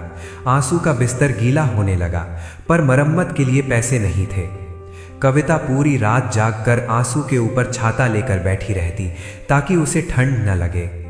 उस अंधेरी रात में बिजली की कड़कड़ाहट के बीच कविता को महसूस हुआ कि असली गरीबी धन की नहीं बल्कि मन की होती है। आंसू अभी भी रघुनाथ को कोस रहा था, जबकि कविता उसकी जान बचाने के लिए खुद को गला रही थी। घर में शांति बनाए रखने के लिए कविता ने एक नया काम शुरू किया। वो रात के अंधेरे में दूसरों के खेतों से गिरी हुई लकड़ियां और अनाज के दाने चुनकर लाती ताकि आंसू को पता न चले। वो नहीं चाहती थी कि आंसू को अपनी लाचारी का एहसास हो, क्योंकि वो जानती थी कि आंसू का अहंकार ही उसकी एकमात्र जीने की वजह बचा था। अगर उसे पता चलता कि उसकी पत्नी दूसरों के खेतों में दाने चुन रही है तो शायद वो सदमे से ही मर जाता। एक दिन घर के बाहर बैंक का नोटिस चिपक गया। घर की नीलामी की तारीख तय हो गई थी। आंसू को जब ये पता चला तो वो पागलों की तरह हंसने लगा। लो कविता, अब ये घर भी जाएगा, अब तो रघुनाथ खुश होगा। वो इसी दिन का इंतजार कर रहा था। कविता का धैर्य अब जवाब देने लगा था। वो पहली बार आंसू के सामने जोर से रो पड़ी। उसने कहा, स्वामी, क्या आपको अब भी केवल रघुनाथ ही दिखता है? क्या आपको मेरी मेहनत, मेरी भूख और मेरा त्याग नहीं दिखता? हम घर खो रहे हैं क्योंकि आप अपनी नफरत नहीं छोड़ पा रहे। आंसू उस दिन पहली बार चुप हुआ। उसने कविता की सूखी हुई कलाई और उसके फटे हुए कपड़े देखे। उसे एक पल के लिए अपनी गलती का एहसास हुआ, पर अगले ही पल फिर से नफरत का पर्दा उसकी आंखों पर गिर गया। उसने मुंह फेर लिया और दीवार की तरफ देखने लगा। कविता ने समझ लिया कि आंसू का हृदय पत्थर का हो चुका है। अब केवल कोई चमत्कार ही उसे बदल सकता था। अभाव और विश्वास की इस जंग में कविता अकेली पड़ती जा रही थी। उसे लगने लगा था कि उसकी प्रार्थनाएं बेअसर हो रही हैं। मंदिर के पुजारी ने उसे एक दिन राह चलते देखा तो कहा, बेटी, जब तक रोगी खुद ठीक नहीं होना चाहता, दवा काम नहीं करती। तुम्हारे पति का रोग शरीर में नहीं, उसकी आत्मा में है। कविता ने पुजारी की बात सुनी और तय किया कि वो अब आंसू के लिए नहीं बल्कि उसके विवेक के लिए प्रार्थना करेगी। उस रात कविता ने बिना कुछ खाए पूरी रात महादेव के सामने दीपक जलाकर रखा। उसने संकल्प लिया कि जब तक आंसू के मन का द्वेष खत्म नहीं होगा वो अन्न ग्रहण नहीं करेगी। घर में राशन नहीं था, ये मजबूरी थी, पर अब कविता ने इसे अपनी तपस्या बना लिया था। अभाव अब उसकी शक्ति बन चुका था। वो देखना चाहती थी कि महादेव कब तक उसकी परीक्षा लेते हैं। आंसू के जीवन में अब वो समय आ गया था जिसे लोग बुरा वक्त कहते हैं। लेकिन आंसू के लिए ये केवल बुरा वक्त नहीं था, बल्कि उसके द्वारा बोए गए कड़वे बीजों की फसल काटने का समय था। घर के बाहर बैंक का नोटिस लगा था और घर के भीतर दरिद्रता का वास था। सबसे दुखद बात यह थी कि जिस समाज और जिन रिश्तेदारों के सामने आंसू अपनी झूठी शान बघारता था, उन सब ने अब उससे पूरी तरह मुंह मोड़ लिया था। आंसू के कुछ सगे भाई और करीबी रिश्तेदार पास के ही गांव में रहते थे। जब आंसू अमीर था तो ये लोग अक्सर उसके घर आते थे, उसके हाथ का बना पकवान खाते थे और उससे आर्थिक मदद भी लेते थे। लेकिन जैसे ही आंसू की दुकान जली और वो कर्ज में डूबा, वे सब ऐसे गायब हो गए जैसे कभी थे ही नहीं। कविता ने एक एक करके सबको चिट्ठी भेजी, संदेश भिजवाए कि आंसू बहुत बीमार है और घर की नीलामी होने वाली है, पर किसी का कोई जवाब नहीं आया। एक दिन आंसू का छोटा भाई बाजार आया था। कविता ने उसे देखा और दौड़कर उसके पास गई। उसने आंखों में आंसू भरकर कहा, भाई साहब, आपके बड़े भाई बिस्तर पर हैं, कम से कम एक बार आकर देख तो लीजिए। भाई ने नजरें चुराते हुए कहा, देखो कविता, हम खुद बहुत तंगी में हैं, और फिर आंसू भैया का स्वभाव तो तुम जानती ही हो, वे किसी की सुनते तो है नहीं, बेकार में आकर झगड़ा करने से क्या फायदा। इतना कहकर वो जल्दी से निकल गया। कविता वहीं सड़क पर खड़ी रह गई। उसे पहली बार एहसास हुआ कि रिश्ते खून से नहीं, वक्त से चलते हैं। आंसू बिस्तर पर पड़ा ये सब सुनता और देखता रहता। उसे अपनी इस उपेक्षा पर बहुत गुस्सा आता। वो कहता, देखो इन लोगों को, जब मेरे पास पैसा था तो ये मेरे तलवे चाटते थे, आज मैं मुसीबत में हूं तो सब ने साथ छोड़ दिया। ये सब महादेव की मर्जी है, वो चाहता है कि मैं तड़प तड़प कर मरूं। आंसू को अभी भी अपनी गलती नजर नहीं आ रही थी। उसे ये नहीं लग रहा था कि उसने खुद अपनी कड़वी जबान और अहंकार से इन सबको दूर किया है। उसे लग रहा था कि महादेव उसके साथ कोई क्रूर खेल खेल रहे हैं। कस्बे के वे लोग जो आंसू के साथ बैठकर मंदिर की सीढ़ियों पर लंबी लंबी बातें करते थे, वे भी अब उसे देखते ही रास्ता बदल लेते। अगर कोई गलती से घर के सामने से गुजरता तो वो अपनी चाल तेज कर देता ताकि कविता उसे रोककर मदद न मांग ले। आंसू के घर में अब केवल सन्नाटा और बीमारी की गंध बची थी। जो घर कभी मेहमानों से भरा रहता था, वहां अब शाम को दिया जलाने के लिए तेल भी बड़ी मुश्किल से जुट पाता था। महादेव की ये मौन लीला बड़ी विचित्र थी। आंसू को ऐसा लग रहा था कि भगवान सो गए हैं। वो चिल्लाकर कहता, कहाँ हो प्रभु, क्या तुम्हें मेरी ये हालत नहीं दिखती? क्या तुम्हें उस रघुनाथ की तरक्की ही देखनी है? मुझे उठा क्यों नहीं लेते? आंसू की ये पुकार श्रद्धा से नहीं बल्कि क्रोध और हताशा से भरी थी। उसे लग रहा था कि मौन रहकर महादेव उसका अपमान कर रहे हैं। उसे नहीं पता था कि ये मौन उसे खुद से मिलाने की एक प्रक्रिया थी। कविता ने इस दौरान एक अद्भुत धैर्य दिखाया। जब सब ने साथ छोड़ दिया तो वो और भी मजबूत हो गई। वो आंसू की वो लाठी बन गई जिसके बिना वो एक पल भी नहीं रह सकता था। वो भूखी रहती पर आंसू को समय पर जो भी रूखा सूखा मिलता खिलाती। आंसू अक्सर उसे डांटता, क्यों कर रही हो ये सब? जब भगवान ने साथ छोड़ दिया तो तुम भी छोड़ दो, जाओ अपने मायके चली जाओ। कविता बस इतना कहती, आप मेरे पति हैं और मैं आपकी परछाई। परछाई कभी साथ नहीं छोड़ती। एक दोपहर कुछ लोग घर का नापजोक करने आए। नीलामी की प्रक्रिया शुरू हो गई थी। आंसू खिड़की से उन्हें देख रहा था। उसके पास अब विरोध करने की भी शक्ति नहीं बची थी। उसे लगा कि अब सब खत्म हो गया है। उसके अपने सगे संबंधी दूर खड़े तमाशा देख रहे थे। कोई ये नहीं कह रहा था कि इस घर को बचाने के लिए वे कुछ करेंगे। आंसू की आंखों से पहली बार बेबसी के आंसू निकले। उसने महसूस किया कि उसकी पूरी जिंदगी एक भ्रम थी। वो जिसे अपनी शक्ति समझता था वो केवल कागजी थी। उसी समय बाजार में एक चर्चा शुरू हुई। किसी ने कहा कि रघुनाथ नीलामी में भाग लेने वाला है और वो इस घर को खरीद लेगा। जब ये बात आंसू तक पहुंची तो उसकी रूह कांप गई। उसे लगा कि ये उसके लिए मौत से भी बदतर होगा। रघुनाथ मेरे घर में रहेगा, मेरे पूर्वजों की जमीन पर उसका कब्जा होगा। आंसू का खून फिर से उबलने लगा, पर शरीर ने साथ नहीं दिया। वो केवल बिस्तर पर पड़े पड़े हाथ पांव पटक कर रह गया। अकेलेपन का ये दौर आंसू के लिए सबसे बड़ी सजा थी। उसे याद आने लगा कि कैसे उसने लोगों का अपमान किया था, कैसे उसने अपनी धन दौलत के घमंड में गरीबों को दुत्कारा था। उसे अब अपनी आवाज की वो गूंज याद आती थी जो दूसरों को मंदिर में डराती थी। उसे समझ आने लगा था कि उसने दुनिया में एक भी अपना नहीं बनाया, उसने केवल शत्रु बनाए या फिर चापलूस। चापलूस चले गए और शत्रु सामने खड़ा था। वो अमावस्या की रात थी। आसमान में काली घटाएं छाई हुई थीं और रुक रुक कर तेज हवाएं चल रही थीं। आंसू के घर में उस रात सन्नाटा और भी गहरा था। घर की छत से पानी टपकने की आवाज किसी घड़ी की टिक टिक जैसी लग रही थी। आंसू बिस्तर पर पड़ा हुआ था, उसकी सांसें उखड़ रही थी। उसे महसूस हो रहा था कि ये रात उसके जीवन की आखिरी रात हो सकती है। शरीर में इतनी भी जान नहीं बची थी कि वो करवट बदल सके। कविता पास ही एक छोटा सा दिया जलाकर बैठी थी।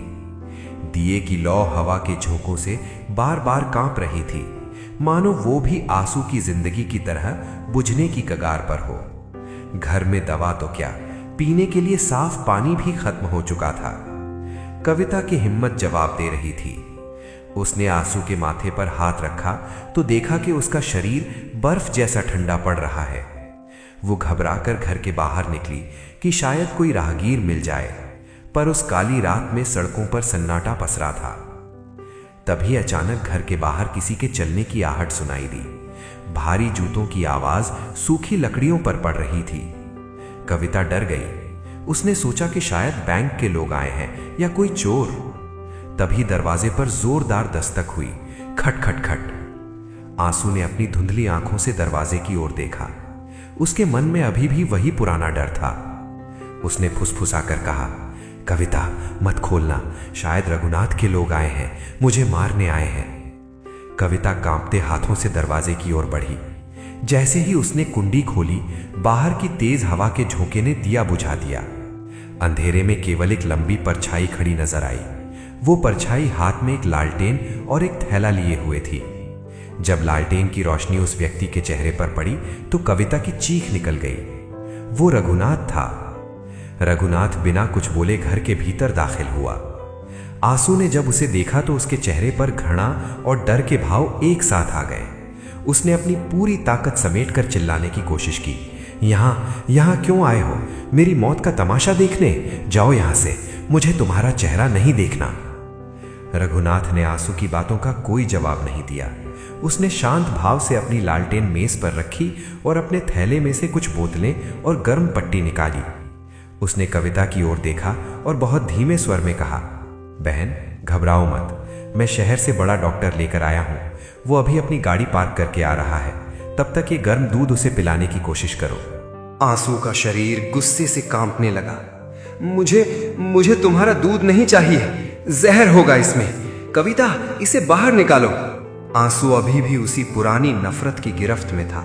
उसे लग रहा था कि उसका दुश्मन उसे खत्म करने के लिए इस अंधेरी रात का फायदा उठा रहा है। तभी शहर का डॉक्टर कमरे में आया।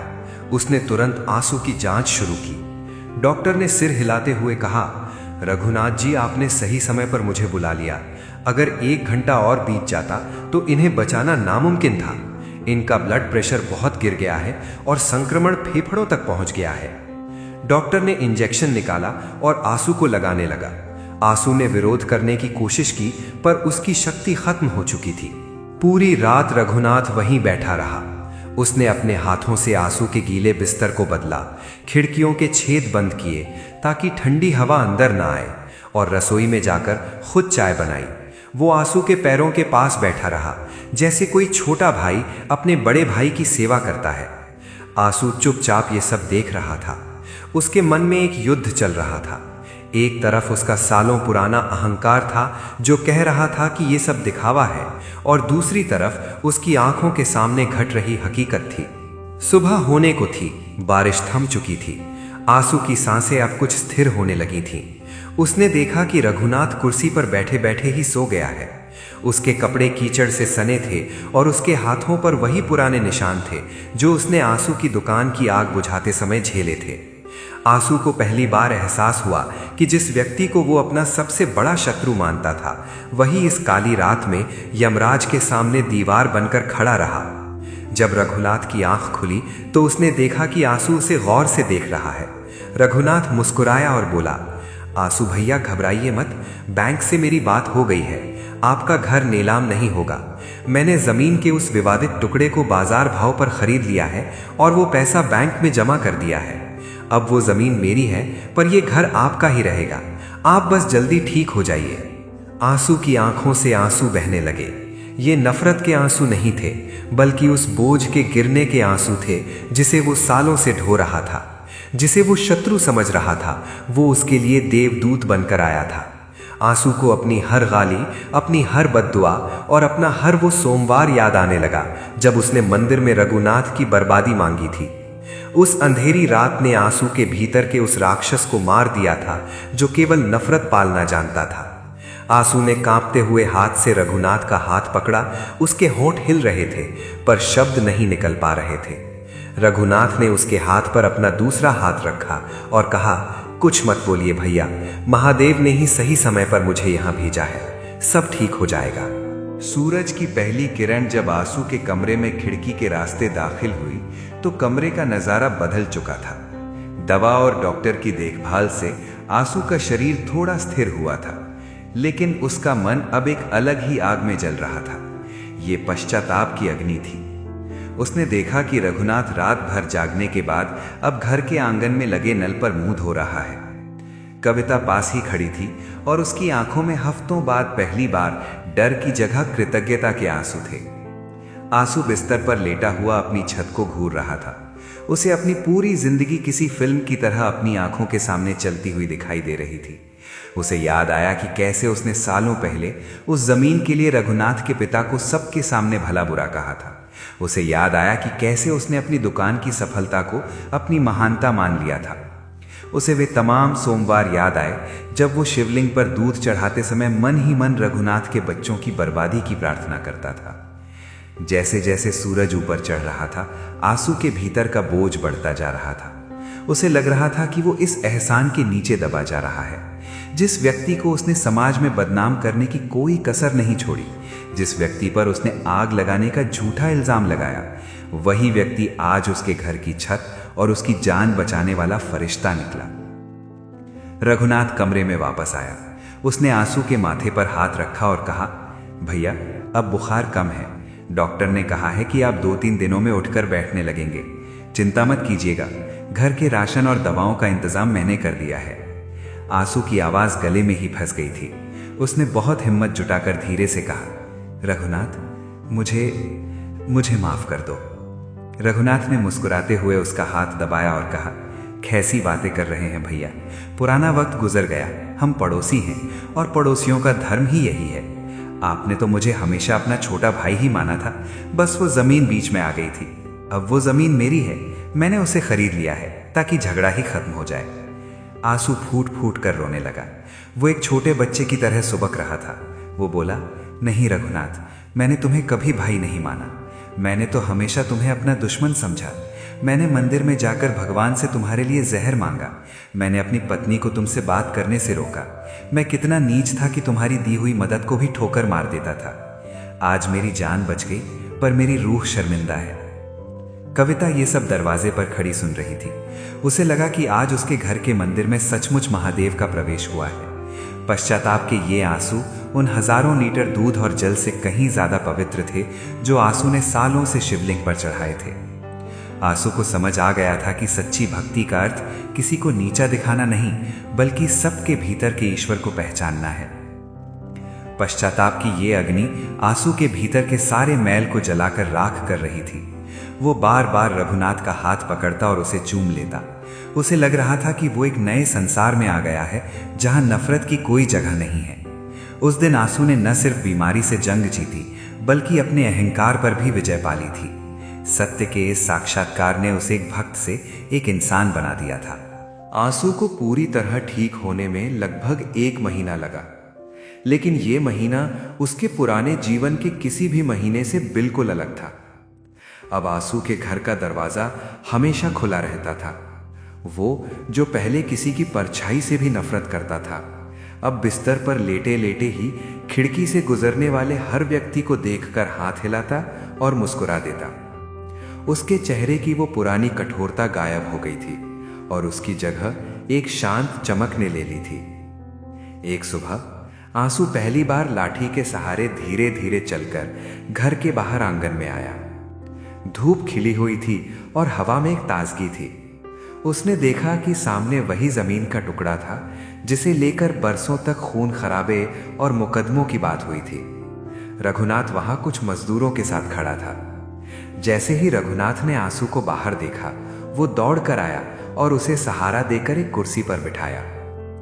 आंसू ने उस जमीन की ओर इशारा करते हुए पूछा, रघुनाथ, अब तो ये जमीन तुम्हारी है। तुम यहाँ क्या बनाने वाले हो? कोई बड़ी दुकान या अपना नया घर? रघुनाथ ने मुस्कुराते हुए कहा, नहीं आंसू भैया, मैंने कुछ और ही सोचा है। इस जमीन ने हमारे परिवारों को बहुत दर्द दिया है। अब मैं चाहता हूं कि ये जमीन लोगों को सुख दे। यहां मैं एक छोटा सा विश्राम गृह और औषधालय, डिस्पेंसरी बनवा रहा हूं, जहां गांव के गरीब लोगों का मुफ्त इलाज होगा और राहगीर आराम कर सकेंगे। आंसू की आंखों में फिर से आंसू आ गए।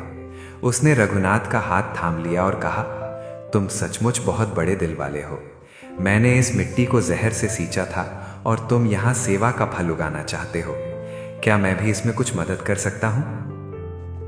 रघुनाथ ने खुशी से कहा, बिल्कुल भैया, आप ही तो इसके संरक्षक होंगे। जब आप पूरी तरह ठीक हो जाएंगे तो आप ही यहाँ के काम की देखभाल करेंगे। आपकी सूझबूझ हमारे बहुत काम आएगी। उस दिन के बाद से आंसू के जीवन का मकसद ही बदल गया। उसने अपने पुराने मुकदमों के सारे कागजात जला दिए। उसने वकीलों को फोन करके कह दिया कि अब उसे कोई केस नहीं लड़ना। कविता ये सब देखकर फूली नहीं समाती थी। उसे लगता था कि उसका खोया हुआ पति उसे वापस मिल गया था। घर में अब फिर से रसोई की महक आने लगी थी और शाम को जब रघुनाथ और आंसू साथ बैठकर चाय पीते तो पूरे मोहल्ले के लोग उन्हें देखकर दंग रह जाते। आंसू अब सोमवार को मंदिर जाता था, पर अब वो सबसे पहले जाकर घंटी नहीं बजाता था। वो चुपचाप लाइन में खड़ा होता और जब उसका नंबर आता तो वो केवल इतना कहता, प्रभु, मुझे प्रेम का रास्ता दिखाने के लिए धन्यवाद। अब वो मंदिर से लौटते समय गरीबों को खाना बांटता और लोगों का हालचाल पूछता। कस्बे के जो लोग पहले उसे पागल सेठ कहते थे, अब वे उसे आंसू भाई कहकर सम्मान देने लगे थे। एक दिन आंसू ने रघुनाथ से कहा, रघुनाथ, मेरी दुकान तो जल गई, पर उस आग ने मेरी आंखों का जाला भी जला दिया। अगर वो दुकान न जलती और मैं बीमार न पड़ता तो शायद मैं कभी नहीं जान पाता कि तुम कितने अच्छे इंसान हो। कभी कभी भगवान हमें वो सब कुछ छीन कर देता है जो हमारे लिए जहर बन चुका होता है। दोनों परिवारों के बीच अब कोई पर्दा नहीं था। कविता और रघुनाथ की पत्नी मिलकर उस औषधालय के लिए जड़ी बूटियां तैयार करती। आंसू के बच्चे भी जब शहर से घर आए तो वे अपने पिता में ये बदलाव देखकर हैरान रह गए। घर का वो भारी सन्नाटा अब हंसी ठिठोली में बदल चुका था। नफरत की वो पुरानी राख अब पूरी तरह ठंडी हो चुकी थी और उस राख से प्रेम और भाईचारे का एक नया पौधा उगाया था। आंसू ने अपनी लाठी किनारे रख दी थी क्योंकि अब उसके मन को सहारा मिल गया था। उसने समझ लिया था कि जमीन का मालिक कोई नहीं होता। हम सब बस कुछ समय के लिए इस मिट्टी पर आते हैं। असली मालिक तो वो है जो हमारे भीतर दया और करुणा जगाता है। आंसू और रघुनाथ की ये नई शुरुआत पूरे कस्बे के लिए एक मिसाल बन गई थी कि कैसे बड़ी से बड़ी दुश्मनी को केवल एक कदम आगे बढ़ाकर खत्म किया जा सकता है। समय बीतता गया और वो विवादित जमीन का टुकड़ा अब एक सुंदर सफेद इमारत में बदल चुका था। उस पर एक छोटा सा बोर्ड लगा था जिस पर लिखा था, शांति कुटीर एवं सेवा केंद्र। यहां रोज सुबह शाम गरीब और जरूरतमंद लोग आते थे। कोई दवा लेने आता तो कोई बस घड़ी भर सुस्ताने। आंसू अब रोजाना सुबह स्नान करके सीधे वहीं पहुंचता था।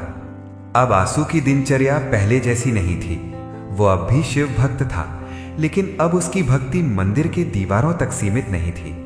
वो औषधालय में आने वाले मरीजों को पानी पिलाता, उनके पर्चे बनवाता और दुखी लोगों की बातें धैर्य से सुनता। कस्बे के लोग उसे देखकर कहते, ये वही आंसू है जो पहले किसी को पानी तक नहीं पूछता था। आंसू बस मुस्कुरा देता। उसे अब प्रशंसा की भूख नहीं थी। एक शाम जब सूरज ढल रहा था, आंसू और रघुनाथ शांति कुटीर के बाहर रखी बेंच पर साथ बैठे थे। दूर आसमान में पक्षी अपने घोंसलों की ओर लौट रहे थे। सन्नाटा बहुत सुखद था।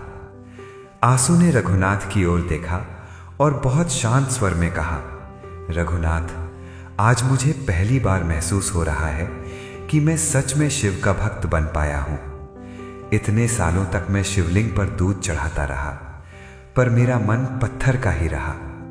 लेकिन जब तुमने मेरे प्रति नफरत के बदले करुणा दिखाई, तब मुझे समझ आया कि असली महादेव कहाँ बसते हैं।